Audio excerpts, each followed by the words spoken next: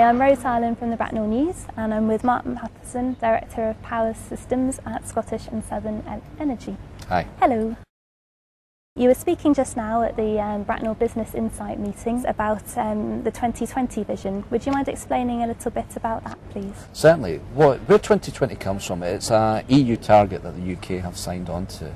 And basically the target is that we're looking to reduce by 20% our CO2 emissions from energy.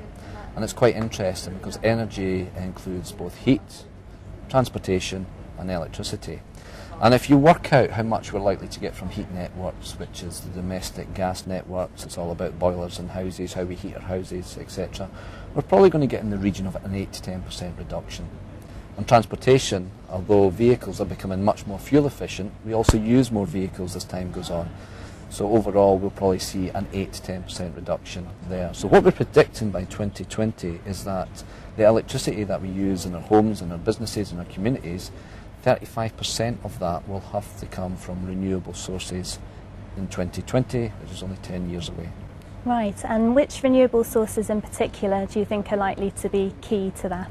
Well, the key one, first and foremost, is going to be wind generation, both onshore and offshore, because that's probably the most developed technologies. There's a lot of technologies being worked on as we speak, tidal and wave, but you'll probably see them start to become much more mass market, if you like, by the end of the century, so probably 2020 onwards. So predominantly we'll see a lot of wind farms, and they're already in planning, they're already getting built. The one thing with wind is it's a much more variable source than your traditional sources of gas or coal, nuclear or hydro. You don't control when the wind blows. If the wind blows, you're generating. If it's not blowing, you're not. So we're going to have a much more variable supply. Also, what I think you'll see the development of what we call micro-generation technologies.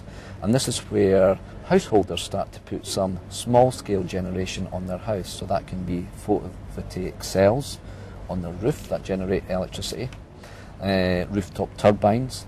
Now, interestingly, in both those technologies, you could actually have periods of the day where the house is actually generating more energy than what it's using.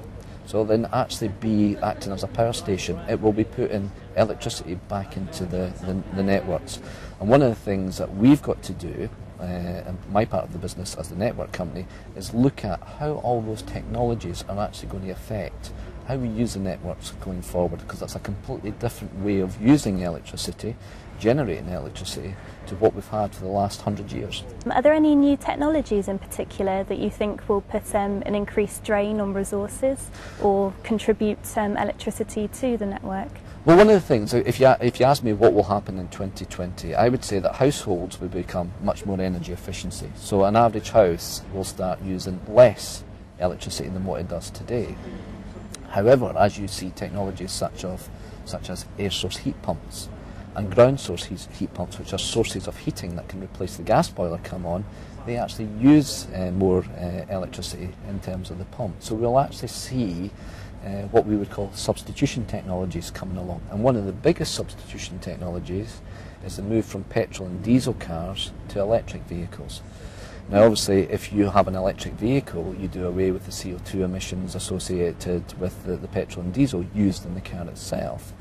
But then you're increasing electricity usage. So there is something that says that although households will become more energy efficient, we'll actually probably as a society use more electricity for those substitution technologies as well. You've mentioned renewable energies, but how do you see sources like the traditional fossil fuel energies or nuclear continuing? I mean, obviously what we're looking at and what I talked about today is 35% of our electricity use in 2020 will come from a renewable source. That means the other 65% has to come from traditional sources.